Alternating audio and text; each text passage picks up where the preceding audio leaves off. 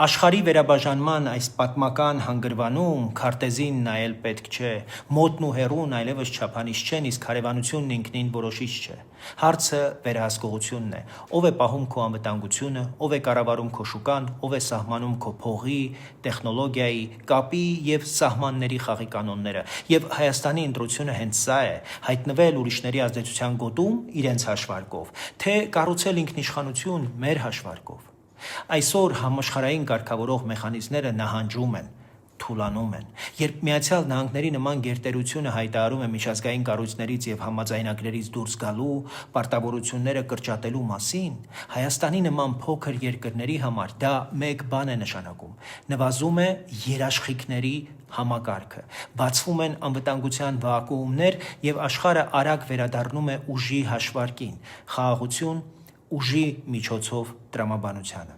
Այսպիսի աշխարհում քեզ չեն պաշտպանում խոստումները, քեզ չեն պաշտպանում ստորագրությունները, պայմանագրերը, քեզ պաշտպանում է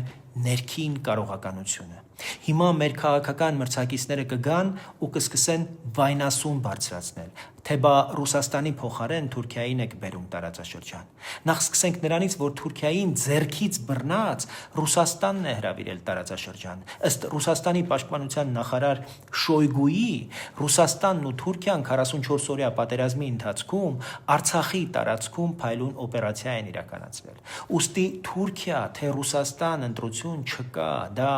թակարդ է։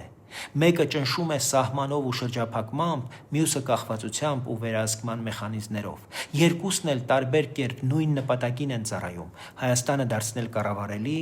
թույլ, ինքնիշխանությունից զուրկ։ Մեր իրական ընտրությունը մեկ բառով է՝ ինքնիշխանություն։ Սեփական սահման, սեփական պաշտպանություն, ազատ տնտեսություն, տեխնոլոգիական դիմակայունություն եւ բազմակողմ գործընկերություն, ոչ թե վախերով, այլ սառը հաշվարկով եւ ազգային շահի հստակ